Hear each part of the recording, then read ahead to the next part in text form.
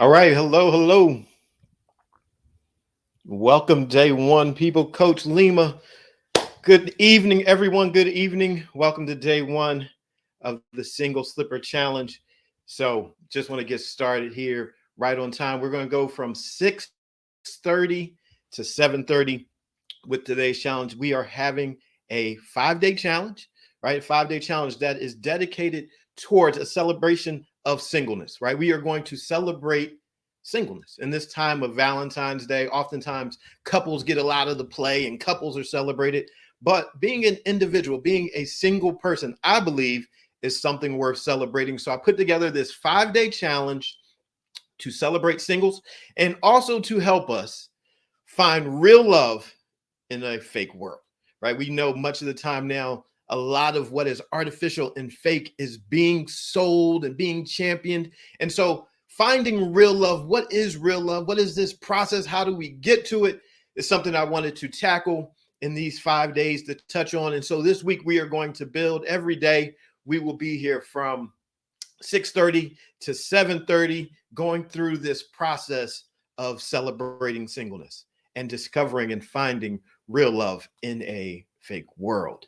So, if you are not officially a part of the challenge, you can officially join the challenge by going to www.thesingleslipper.com, and that'll take you through the process. You can get connected to the private group and be a part of the challenge that way. There's some information that I'll share in the private group that's not necessarily going to be available everywhere else. But if you're not a part of the group, if you're not in the group, I'm still going to stream the video live. You can still be a part. You can still take notes. You can still benefit from it. But to officially be a part of the challenge and to receive communication about it, you need to go to www.thesingleslipper.com to be officially a part of the challenge. So, with that being said, if you are officially a part of the challenge, you can go to the guide section in the challenge group and print out today's training sheet where you can take notes, keep notes, because I will be sharing some things that you're going to want to take note of because we are going to be building all week long. We're not going to just simply be doing inspiration. I believe that in order for us to really see transformation in our life, we have to take action too. And that is not only pertaining to, our physical dreams and hopes and aspirations and work, but I believe it applies to relationships. So we're going to take some notes and we're going to take action. This is one of these challenges. It's called a challenge for a reason. It's called a challenge because we are going to be challenged. We're going to position ourselves in such a way that we examine our lives, put forth some action, and by the end of these 5 days, we can see some for real change. And so if that's okay with you, I want to get started, get kicked off right now, jump into this challenge and start the training for this week. I am so glad that you're here. I am B.A. Shepherd. Oftentimes I'll tell you I'm B.A. Shepherd, 2 P's, A-R-D. That way you can remember my name. But I'm glad that you are here and a part of this single slipper challenge. And right now, we're going to dive into it. And before we do, I want to pray, say just a quick prayer. That's what I do. You don't have to believe what I believe. It's all right. It's just a prayer of blessing. So, Father, thank you for this time to be together with all these wonderful people in this challenge. I pray that our lives are transformed and changed and never again to be the same. Thank you in advance. In Jesus' name, amen. All right. So, the single slipper, where did it come from? Well, a few years ago, I was going through a rough patch in my relationship, a rough patch in life, actually going through a divorce. And I'll touch on that because I went from being single to being married to now again being single. So there are all types of different ways of being single. Sometimes we're single by choice. Sometimes we're single by some type of loss. Sometimes we're single because we choose to be single again, right? And so there are different ways and different reasons that we end up being single. And let me just tell you, none of the reasons why you are single makes you lesser. Perhaps you've been through a divorce. That doesn't make you lesser. Perhaps you've never been married. Perhaps you've never dated anyone. Perhaps you've never had any type of romance in your life. That doesn't make you lesser either.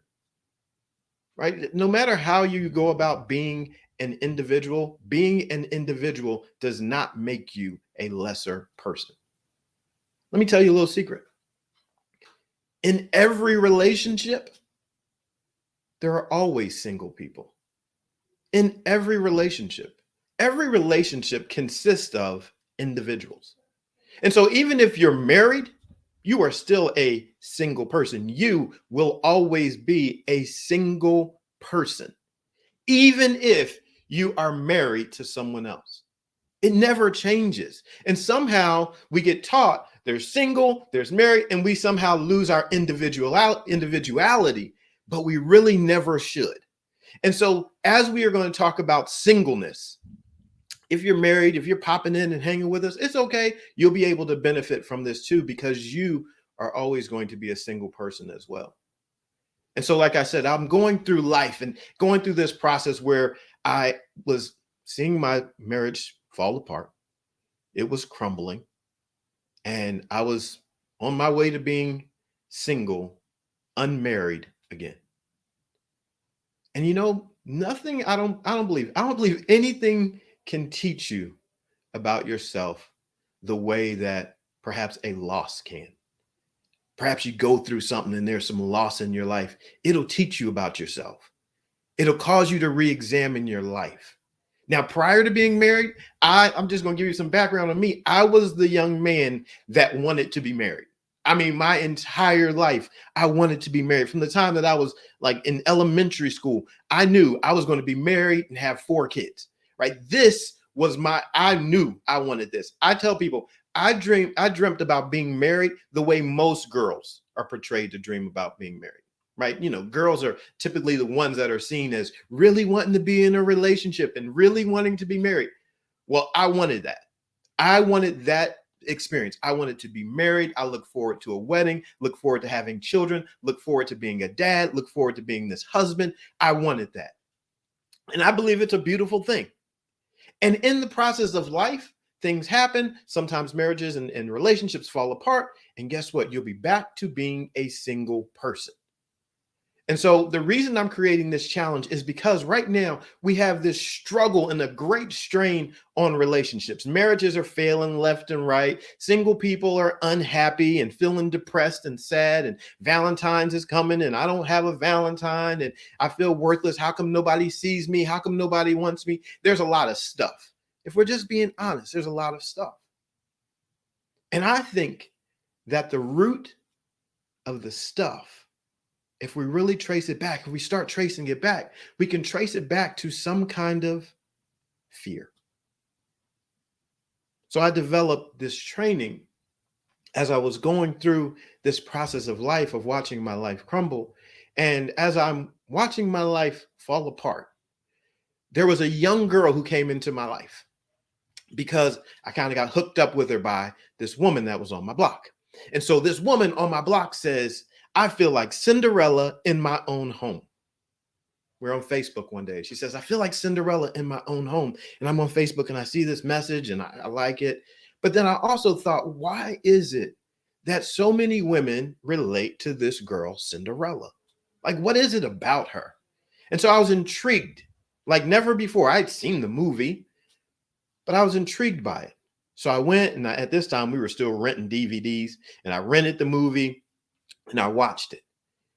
And as I began watching it with brand new eyes, in part because my life was falling apart, I saw this young girl's life completely different. And Cinderella was the woman that came into my life and changed it forever. Now, that might sound silly, but as we talk about her, we're going to use her as a frame of reference. And this challenge is called the single slipper because her one single slipper and her slipper experiences, they have a lot of lessons involved. And so perhaps you've never really looked at her life and really examined it. I believe that I've probably watched that movie more than most people, but it's a good movie and there are some good lessons to be taken from it.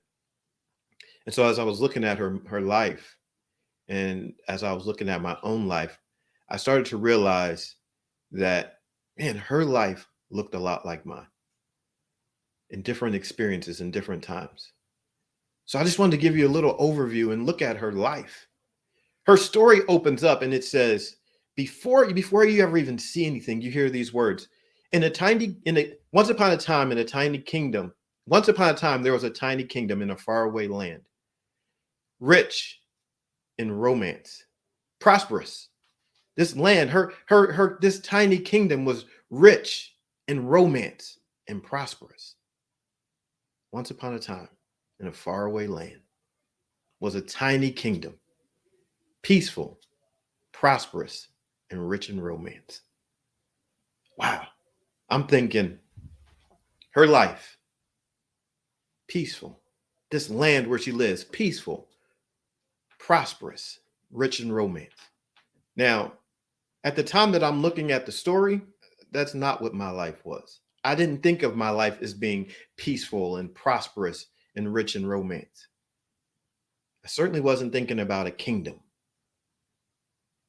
But as I started going through the process, and just a few seconds later, you see her and the story opens and she's standing there with her dad and she has a horse and she's standing there. And the narration is continuing to go. And soon after you see her with her dad, you see her in a window crying. What happened? What happened in the first minute, 2 minutes of this girl's story that had her in the window crying? Well, when the story opens up, it says that her dad is widowed, which means she had lost her mom. And in the next scene, when she's crying in the window, it says that her dad had died.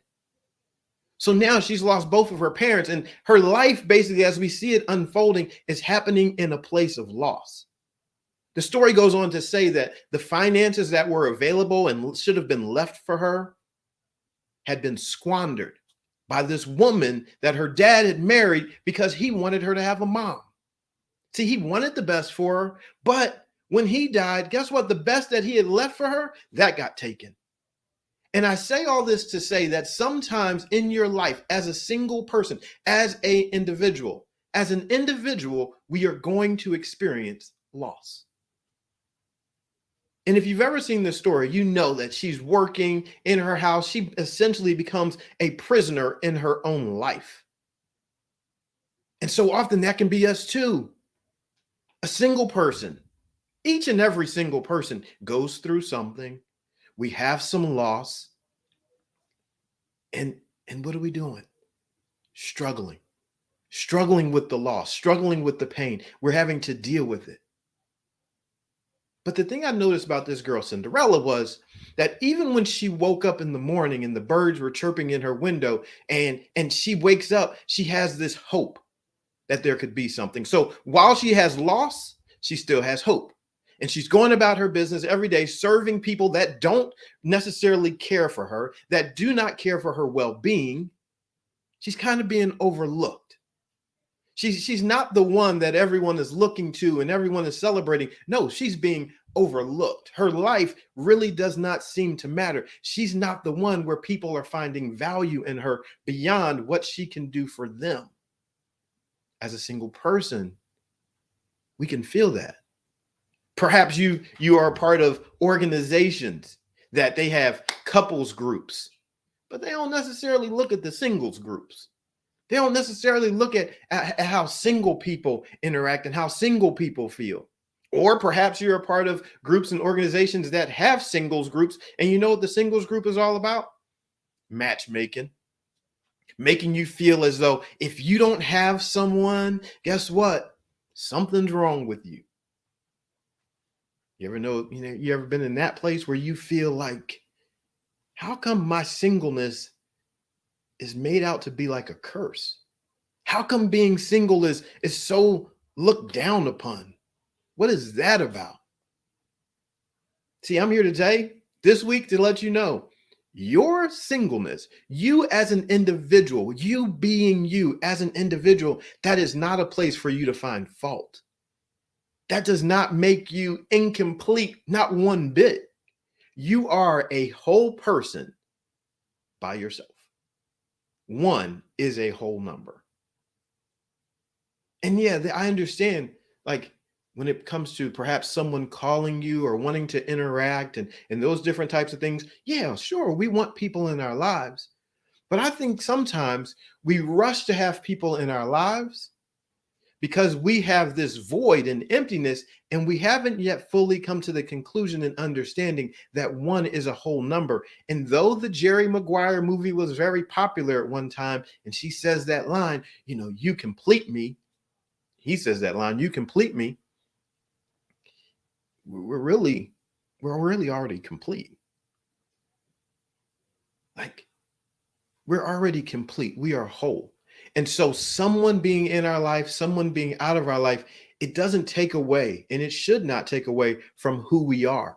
But if we don't know who we are, if we are not solidified and solid in who we are, then when we're in this place of looking for love, we're going to look for love for all the wrong reasons, not just in all the wrong places, but for all the wrong reasons. Because now we're looking for love because we're desperate, not looking for love because we are powerful and we get to make a choice. There's a huge difference. You see, I'm here to share with you some stuff because I found out when I got married, there were some things in me that were incomplete. There was a certain level of validation that I desired because I didn't realize this at the time. There were some things that were incomplete. And so this week is about helping, sharing, and empowering you so you don't, for one, step in the same potholes as I did, but for two, you can understand yourself. And as you are looking for love, you can first find love where you stand.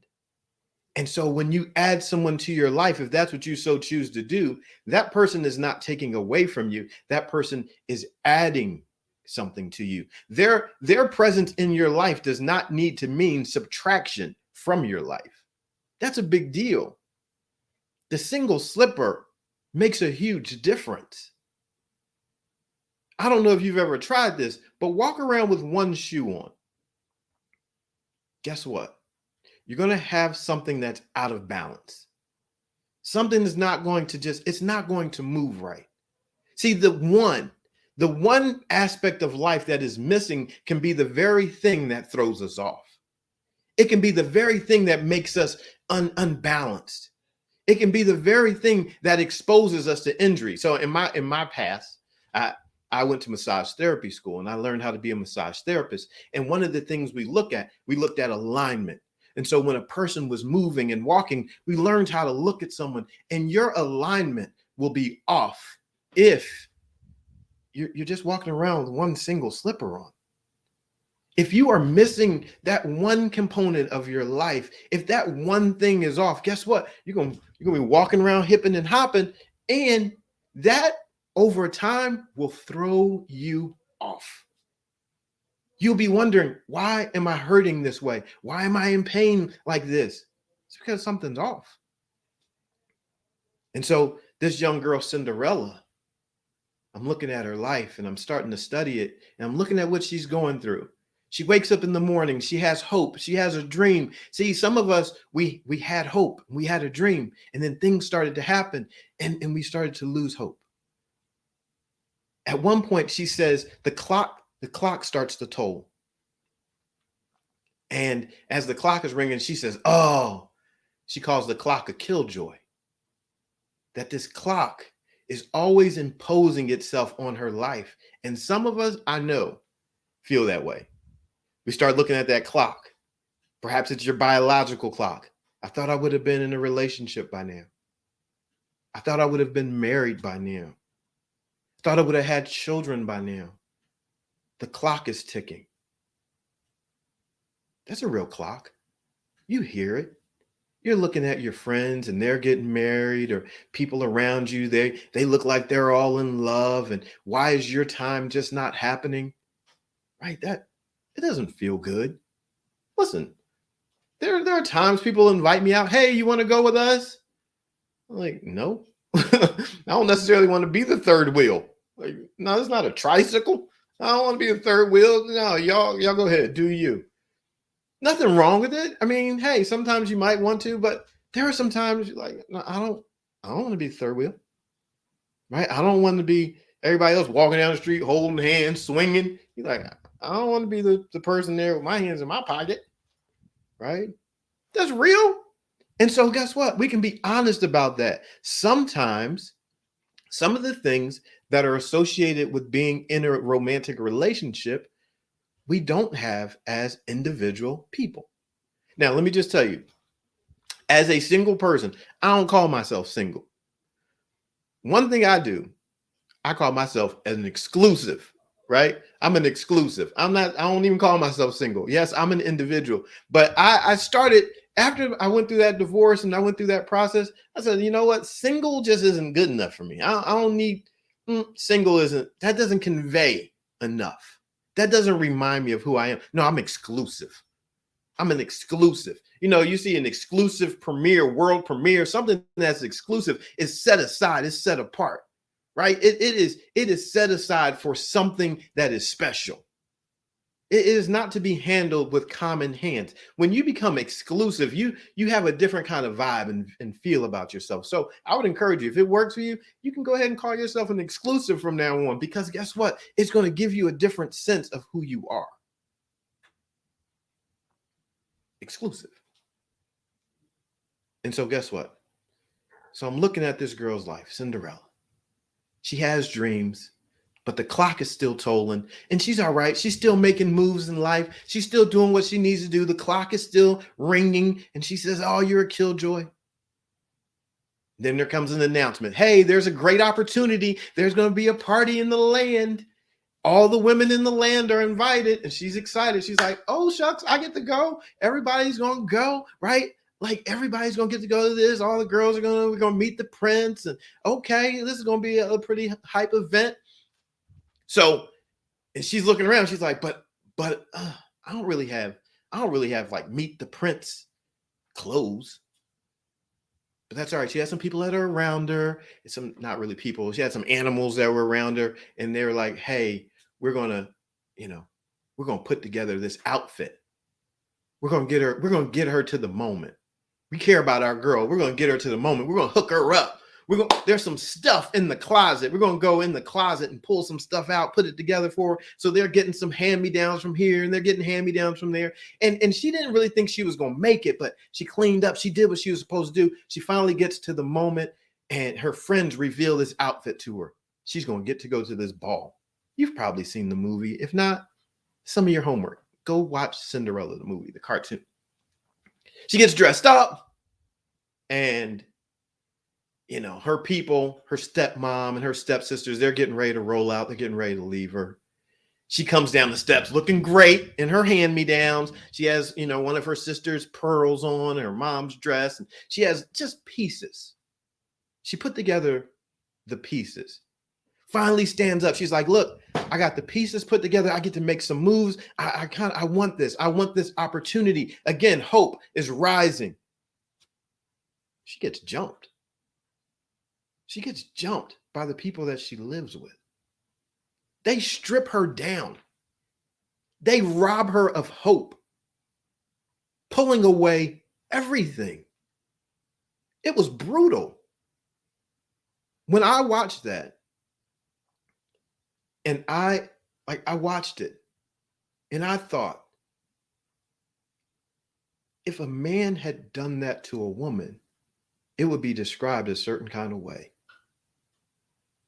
But these girls had jumped this other girl. They strip her down. They're pulling away every bit of hope that she has. And sometimes, I know there are a lot of ladies on this challenge call right now. Sometimes, ladies, you strip each other down. Sometimes it's the girlfriend. Sometimes it's the mom or the aunt that strips down the hope that someone has. Stripping it all away. They tear off her clothes. She runs out of the house, runs to this dark garden, and she's sobbing. Why? Because her hope had been stripped away in that moment. And listen, this is all prior to the single slipper happening. She was just being herself, being an individual, but they stripped away all of her hope. And so she's there, sobbing in this garden place. And you know what I think?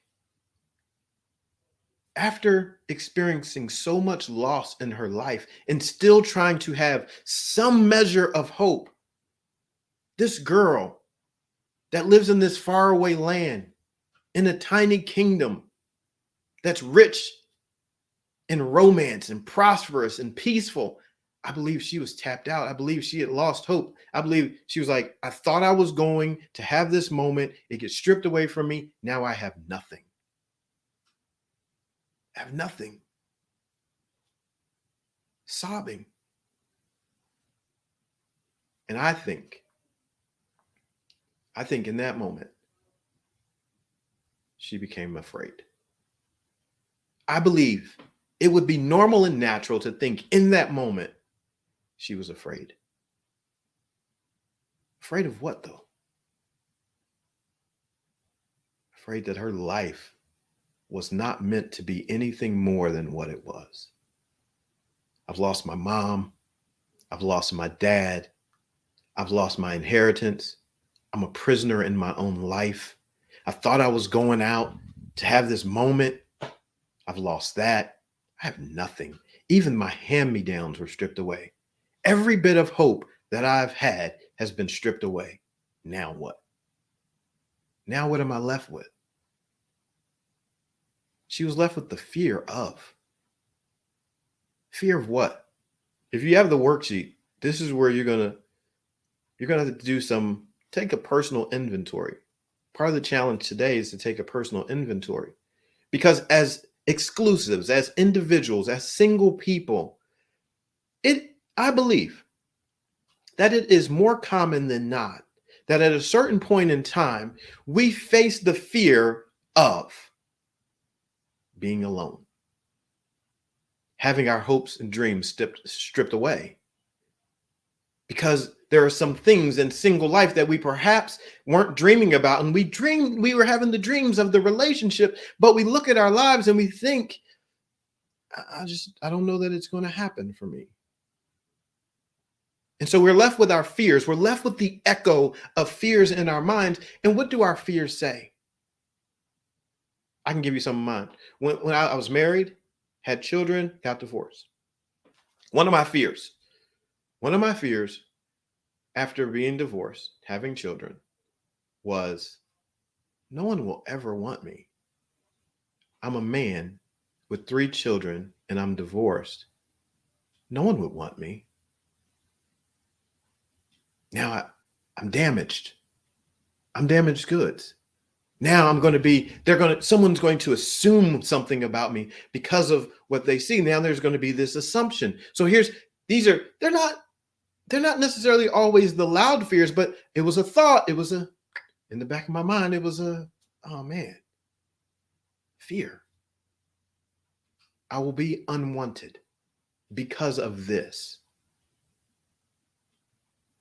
Think about it. Think about it in your life. Take some moments while we're at this spot. If you have the worksheet, if you're in the challenge group, or if you have just a piece of paper, think about your fears. Your fear of what? Not being enough? Perhaps you fear that the way that your body is shaped disqualifies you. So it could be the fear of your looks causing you to not feel good enough. Fear of your background, your history, where you're from. Fear of your past experiences disqualifying you. Listen, you don't got to tell me. I know that there's some stuff because look, I believe it's natural and normal. So we go through this thing and the way that life is set up, oftentimes those thoughts, the negative thoughts that will want to tear you down, they find a way. They find a way of making it, you're not good enough. You're not pretty enough. No one will ever want you. You've been through this. Perhaps it's some of the stuff that you've never told anyone. Some of the dark secrets, some of the dark experiences that you've been through. And you carry that in your life and you're afraid that if anyone ever knew what you had done or what you had been through or what someone else has done to you, that no one would ever want you. As a man that works with a lot of women, I've heard women tell me, Brian, I feel so dirty. I was molested. I was raped. I was abused. I feel so dirty. I don't feel like anyone would ever love me. Oftentimes, these same confessions would come with tears streaming down someone's face because someone looked at their life and they thought they weren't good enough. Brian, look at my body. Brian, I'm in a wheelchair. Brian, my physical limitations, no one will want me.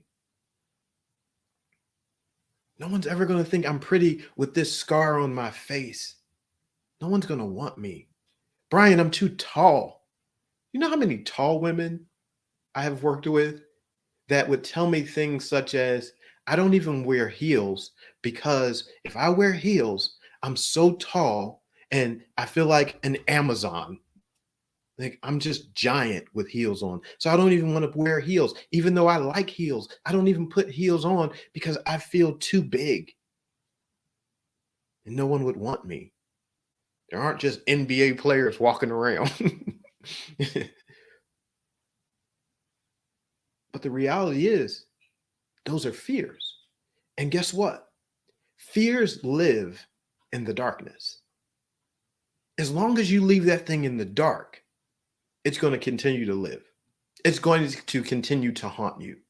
And so what I'm telling you tonight is just sharing with you is if you take the fears that you have and you begin to write them down, you say, listen, I need to expose this, perhaps even to yourself. Perhaps you've never even wanted to look at it and you begin to write it down. I'm afraid that I'm too tall. I'm afraid that I'm too short. I'm afraid that I'm too fat. I'm afraid that I'm too smart. People tell me that I am too intimidating.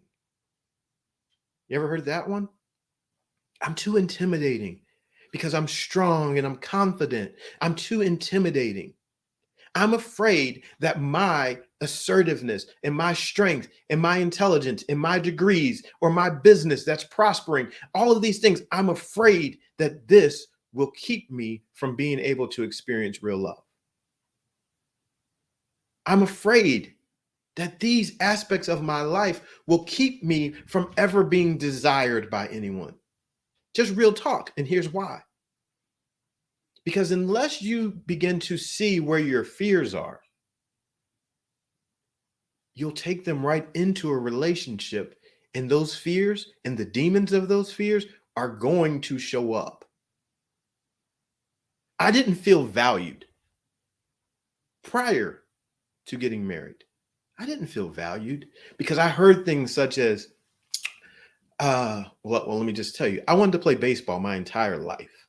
I wanted to be a professional baseball player. And so my entire life, you can't really tell this on camera right now, but for my entire life, I was typically, let's just put it like this. When they said line up according to size order, shortest people in the front, I was always like towards the front, right? I was a line leader. I was up the front. I didn't get to hang out in the back with my tall friends. No, I was with the shorties up front. And so being short, right? Vertically challenged, all these type of things. That was an object of a lot of jokes in my life. I was too small, right? When it came to picking teams and as I was trying out for teams, they wanted the tall guys. You grow up and you hear phrases such as tall, dark, and handsome, right? You don't ever hear short, brown, and handsome. No, you don't hear that. You don't hear that. Tall, dark, and handsome, right? Tall is what's desired, right? I had coaches flat out tell me, we want taller players because it looks better on the field. Girls would say, oh, I want to take the tall guy. I don't want the short guy. I want a short dude. I don't want to have short babies, right? Real things. So while I didn't think that it really bothered me, I started to find out that there was a pattern in life where I did not feel valued. Not just because of my height. I didn't feel valued because of my intellect.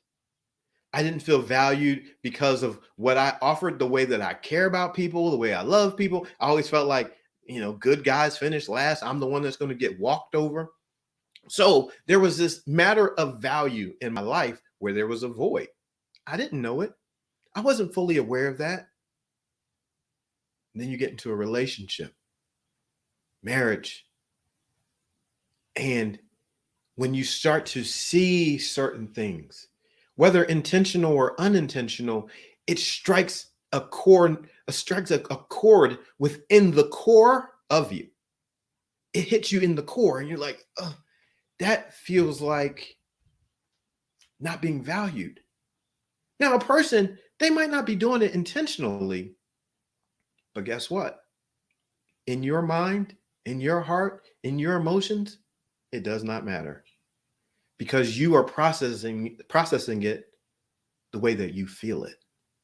And so if you go through life without, right, if you go into life without addressing your life and without looking at those places where you might have fears or wounds or those vulnerable places, core needs and desires, if you go through without admitting that they are really there, if you go through your life without addressing the fact that, for me, I'm like, man, you struggle with your self-esteem. I struggled with my self-esteem because I had, for myself, a lack of value. See, I was told everything that I wasn't. I was told that I wasn't tall. I was told that I wasn't short. I was told that I wasn't good enough. I was told that my brown skin made me lesser. I was told certain things, right? And everybody has a script that someone has told them. No one's is necessarily more special than the others. We've all heard some jacked up stuff that could cause us to question ourselves. We've all heard some stuff that would take us away from this idea and this thought that we were made and created in an image of something that was magnificent. We've all heard some stuff that take us away from that. It comes with the territory of being a human. But the question is, do you know it?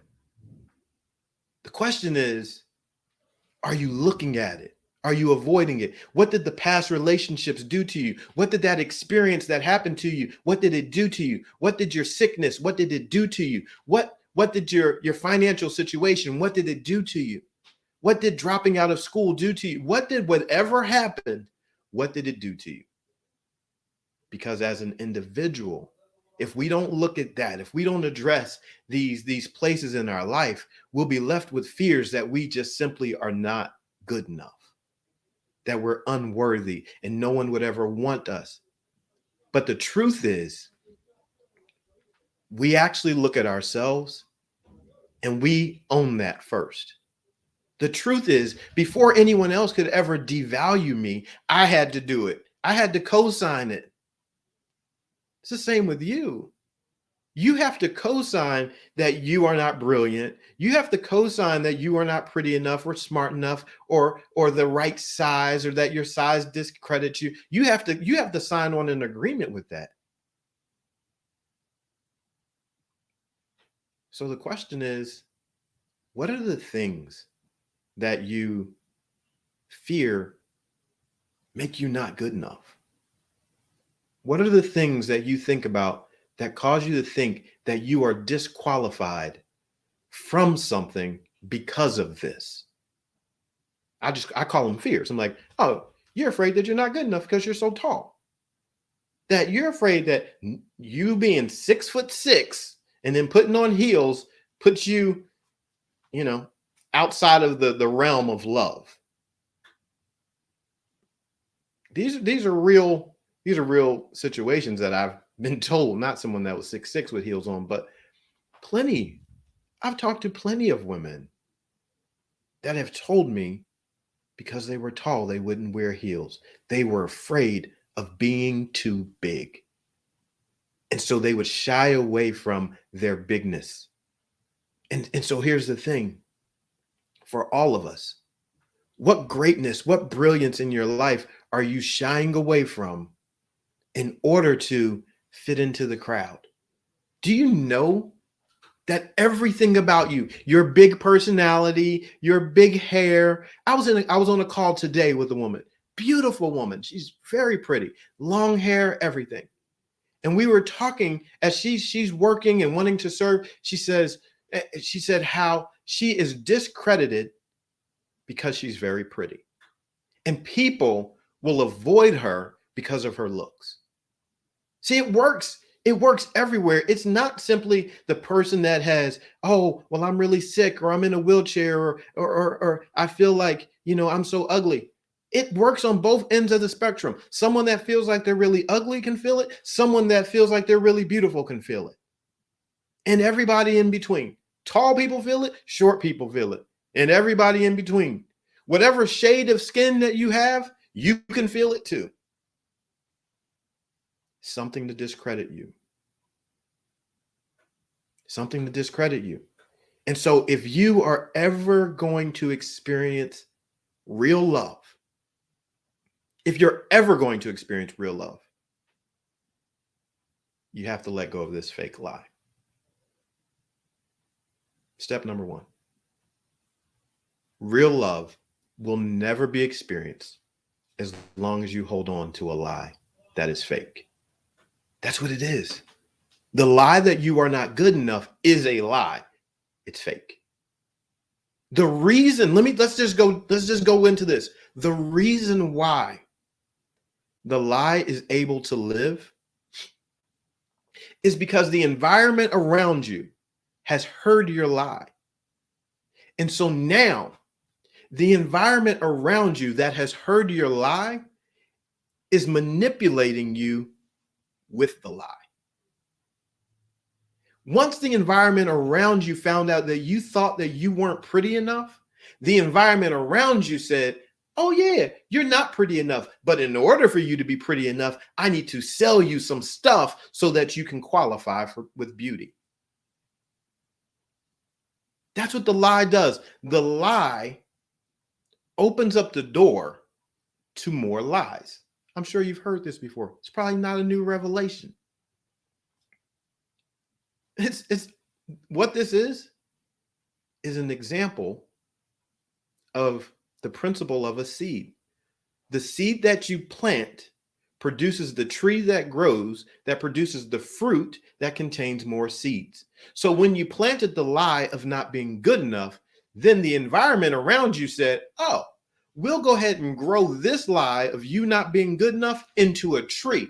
And not only are we going to grow into a tree, but the more you endorse this lie, the more fruit of this lie is going to be produced. And guess what? As there is more fruit of this lie being produced, I'm not good enough in my looks. That's one piece of fruit. I'm not good enough in my thoughts. That's another piece of fruit. I'm not good enough with the way my health is. That's another piece of fruit. I'm not good enough with my educational level. And so you'll find out that now, because you weren't good enough as a seed, you became not good enough as a tree that is bearing not good enough fruit. And so here you are standing here as this single magnificent tree that has grown lies. And so your lies now are the very tree that you're eating from. Because you're growing these lies, other people are consuming these lies. As other people consume the lies, they regurgitate the lie back to you. Industries have found out about your lie, the one that you tell yourself. And then industries decide, we are going to sell you stuff for your lie. This is why you need the next new outfit. This is why you need the next new car. This is why you need all those things, because you are seeking validation, because there's a voice that has told you that you're not good enough. Let me just tell you something. Every sale that happens in the world it happens because someone wants to quiet a voice. When you find out that someone doesn't think that they're good enough, you sell them something. Sell them some makeup. Sell them an outfit. Sell them a trip. Sell them something that says, now, since you have this, you're good enough. Until they get back off of that high. You have the high because you bought what was going to make you good enough. And then you crash because that's only a drug. Then you crash and you're back down to not good enough. And then you have to go buy the next high. And then you crash and you're not good enough. See, sometimes the next high we buy is, oh, such and such called me. They want to come over. I'm going to let them come over and use me. I'm wanted. Then they leave and then you crash. So now what are you doing? You are riding an emotional roller coaster of highs and lows. I got to fix and then I crash. And then I got to fix and then I crash. And every time you crash, you feel worse because you know that what you bought wasn't good enough. So trust me. Let me just put this out in the open. I'm selling you something. I'm selling you something right now. I'm selling you something, and I'm going to make it very clear. I'm selling you a high that remains a high. And you know what it is? Love yourself. Like, this has to be day one.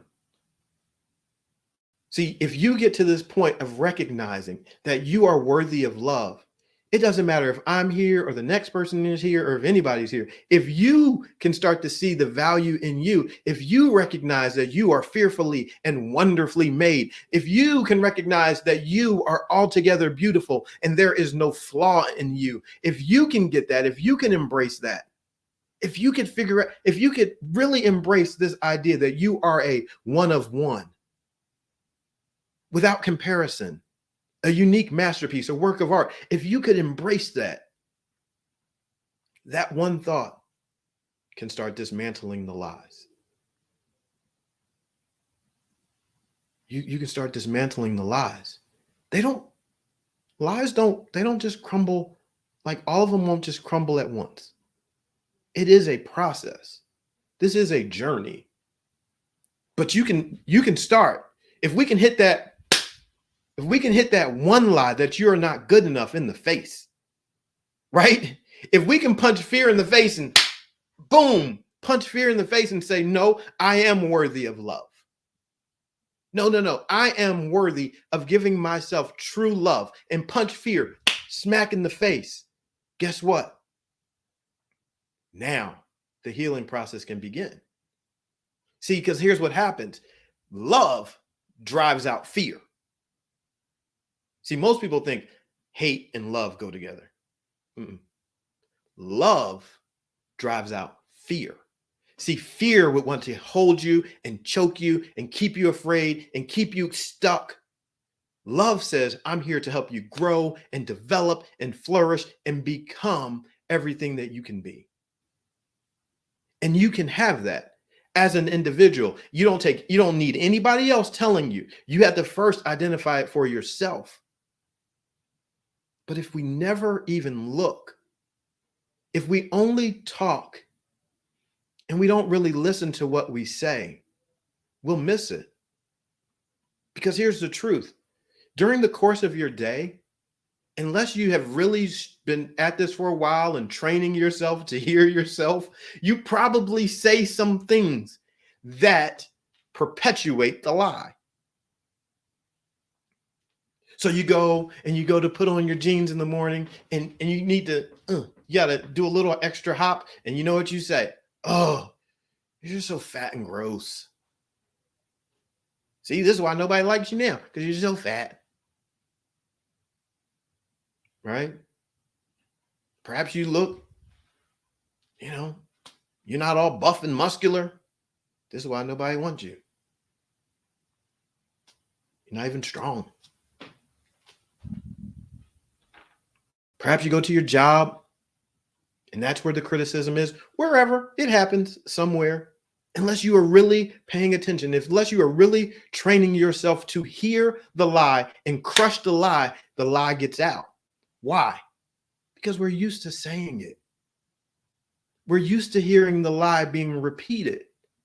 And so the conversation of the lie is so common that it doesn't even set off our alarm that it's happening. This conversation is probably more strange for most people than it is to hear the lie. You're probably so used to hearing the lie that that's common. You probably don't even hear often how magnificent you are and what you are capable of and how beautiful you are. Whether you're like, I didn't hear that I was a beautiful man until late in life. And someone told me, they're like, you are beautiful. Now that hits different. Being told that you are beautiful hits different than someone just saying like you're handsome or you're cute. Beauty is something different. Somebody said, you are beautiful. You have a beautiful mind. I was like, what? I have a what? You have a beautiful mind. I felt good. I was like, wait, I like the way that sounds. See, we need to start hearing that and rehearsing that. Because if we can't rehearse that and hear that amongst one another, if we don't build that, and tomorrow we're going to talk about community and the power of community. If we don't rehearse that, if we never hear it, do you know what's going to happen? We're always going to be broken. We're always going to be wounded. See, I started a women's empowerment and educational company to strengthen women. I wanted to see women strong. Why? Because throughout my life, I got to hear the worst stories. The worst. People being, I already said it, the sexual abuse, the mental abuse, the not being chosen for jobs. I got to hear them all. Deep, deep stuff. My mom hates me because I'm pretty and she's like bitter at me because of my looks, and my mom pushed me out there and forced me on a man. Like there's some stuff taken advantage of by family members, by someone in school, all that stuff. And so for me, I was like, okay, this is an issue.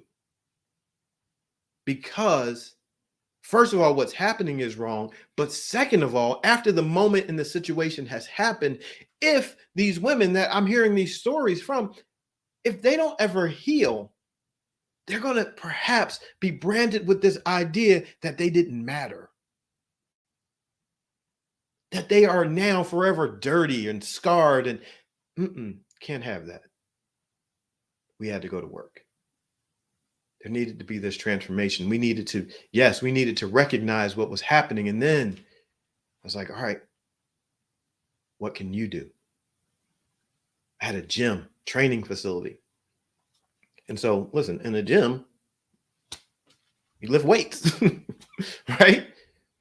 And in my gym, I decorated it. It was inviting, and we had all the big bars, all that stuff.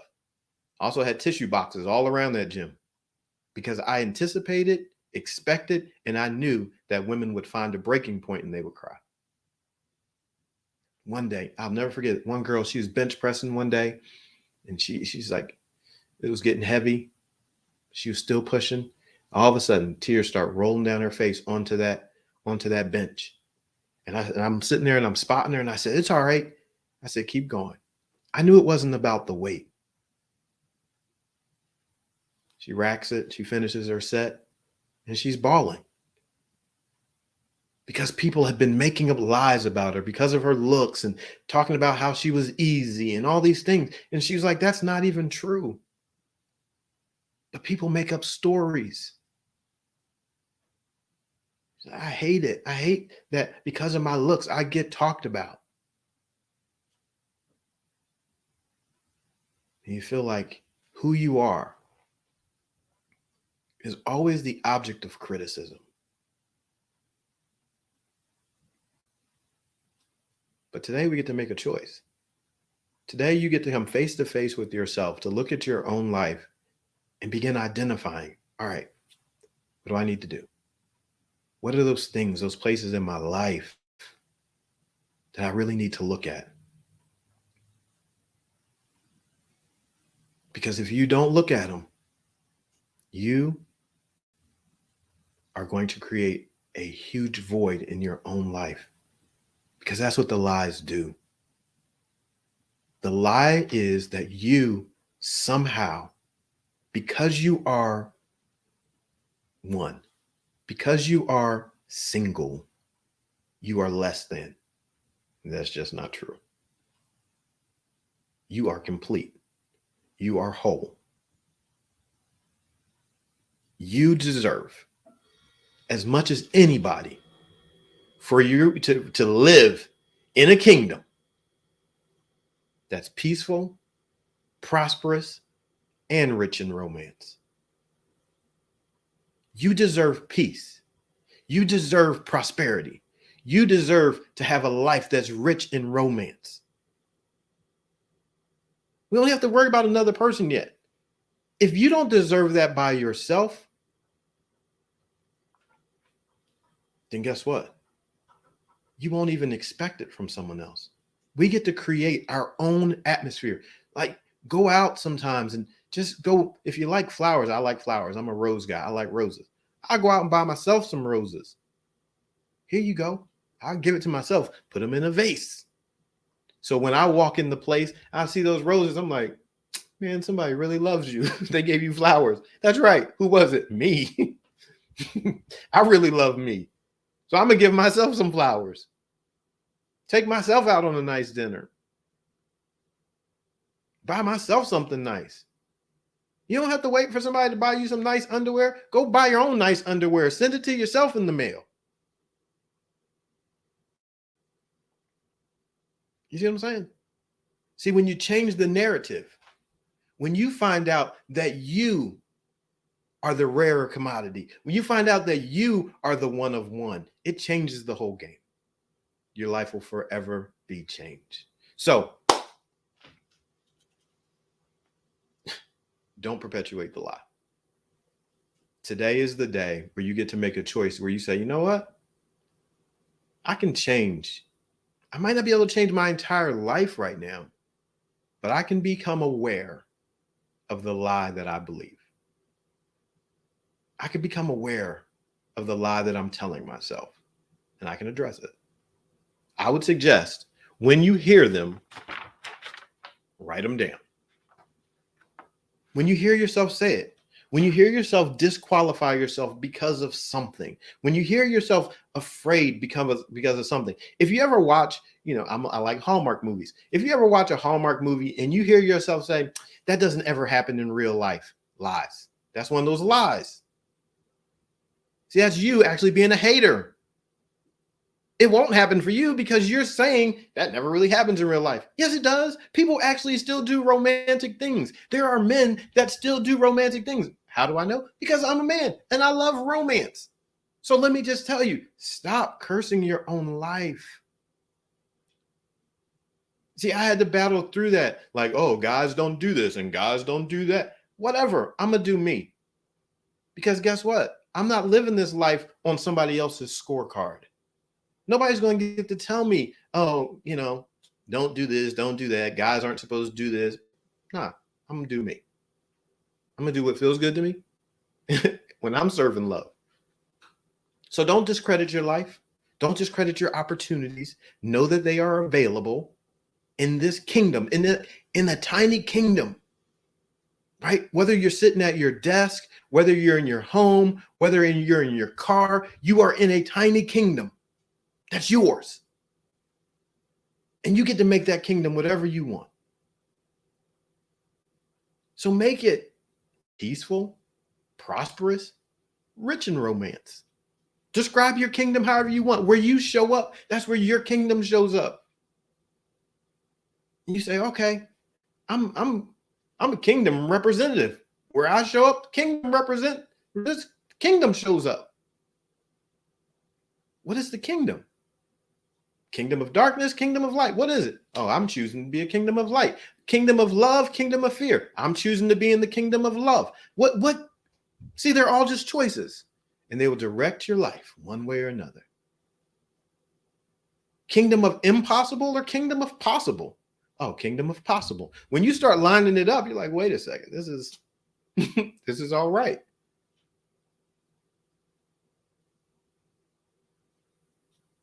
But you get to decide.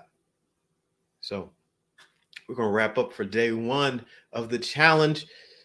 The plan is to be here every day this week, 5 days, from 6:30 to 7:30 p.m. Eastern Standard Time. I hope today has been great for you.